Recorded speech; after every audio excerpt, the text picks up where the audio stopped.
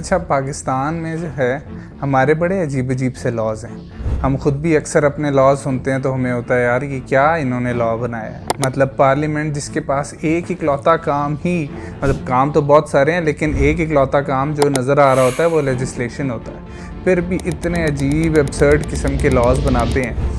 लेकिन इसमें हम अकेले भी नहीं हैं, बाकी दुनिया भी जो है ना वहाँ पर भी बहुत ऐसे बब्बर शेर बैठे हैं जो कमाल ही लॉज बना देते हैं। अब जैसे सिंगापुर को ले लें, 1992 में उन्होंने बबल खाना बैन कर दिया अपने मुल्क में। उनसे बबल जो है वो डिस्पोज ऑफ नहीं हो रही थी। उन्होंने कहा ये बड़ा मसला है, मुल्क में बबल खाना ही रोक दो।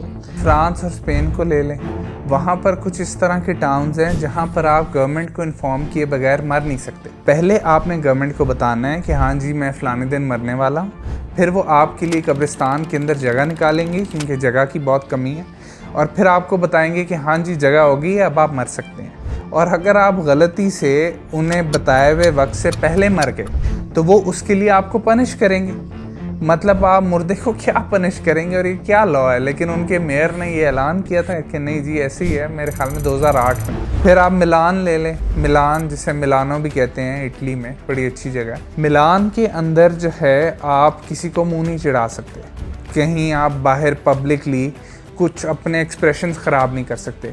सिर्फ आप फ्यूनरल्स पे या आप किसी को हस्पताल में मिलने जाएं, इन दो जगहों पर आप जो है आपके एक्सप्रेशंस ख़राब हो सकते हैं कि आप अनईज़ी हैं और इस तरह हैं, बट पब्लिकली और आप ऐसा कुछ भी नहीं कर सकते। हमारे मुल्क में तो हर कोई एक दूसरे को मुँह चढ़ा रहा होता है, कोई सीधे मुँह बात ही नहीं करना पसंद करता किसी से। फिर आप ग्रीस की मिसाल ले लें। ग्रीस के अंदर ख़वातीन उनकी आर्कियोलॉजिकल साइट्स के ऊपर हाई हील्स पहन के नहीं जा सकती। मतलब हमारे यहाँ तो वो कूड़ा करकट, जूस के डब्बे, चिप्स के पैकेट धड़ाधड़ मिलेंगे, लेकिन वो ये कहते हैं कि नहीं भाई हमारी जगह ख़राब होती हैं, आपने हाई हील्स पहन के नहीं आना। फिर आप तिब्बत को ले लें। अच्छा, तिब्बत तो खैर बहुत ही मज़े का लॉ है उनका, कि वो कहते हैं कि अगर आपने पुनर्जन्म करना है, मतलब री-इनकारनेट होना है, जो बहुत सारे मज़ाहिब में माना जाता है, हिंदुज़म ले लें, बुद्धिज़्म ले लें और भी बहुत सारे हैं, तो आपने पहले गवर्नमेंट की परमिशन लेनी है कि हाँ जी मैं दोबारा पैदा होना चाहता हूँ, मेरा पुनर्जन्म है, क्या आप अलाउ करते हैं। तो अगर गवर्नमेंट ने आपको अलाउ किया तो आप सिर्फ तभी पुनर्जन्म ले सकते हैं।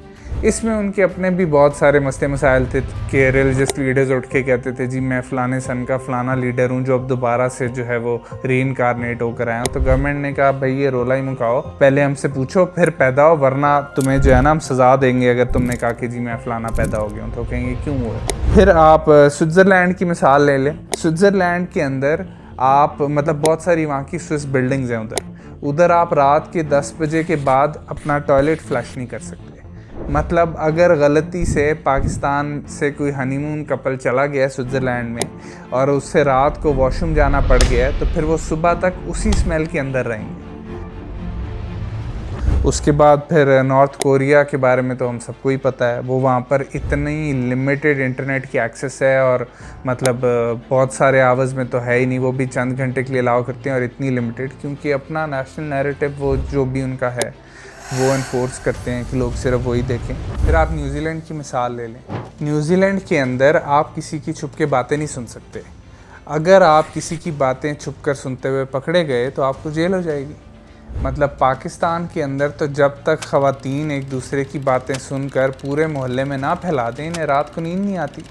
मतलब जो औरत सबसे ज़्यादा बातें सुनकर फैलाती है मोहल्ले में, उसकी सबसे ज़्यादा वैल्यू होती है मतलब ख़वातीन कम्युनिटी में, तो उन्हें तो बड़ी बाजी बोला जाता है। फिर पेरिस जाते हैं लोग सारी दुनिया से पार्टी करने, डांस करने। वहाँ आप रात के 12 बजे के बाद पब्लिकली डांस नहीं कर सकते, आपको परमिट चाहिए। मतलब ऐसी बहुत सारी चीज़ें हैं। मैं खुद जर्मनी में था, बर्लिन में, मेरे साथ 2 अमेरिकन्स थे, तो मैंने इस तरह से वो को बात समझाते हुए ऐसे हिटलर वाला साइन किया, तो मुझे उन्होंने साथ कहा हो हाथ नीचे करो, किसी ने देख लिया तो पुलिस ले जाएगी। और अच्छी खासी लंबी सज़ा है इसकी, मुझे एग्जैक्टली नहीं याद कितनी है। लेकिन ये सारे लॉज भी उन्होंने मतलब किसी रीज़न की वजह से बनाए हैं, जिस तरह वो समझते हैं कि वो एक स्मूथली अपनी गवर्नेंस चला सकते हैं। तो पाकिस्तान में भी इस तरह की चीज़ें हैं, तो हमें रिलैक्स करना चाहिए। ऑफ कोर्स नहीं होनी चाहिए, बदलने की कोशिश करना चाहिए, लेकिन ज़्यादा परेशान नहीं होना चाहिए।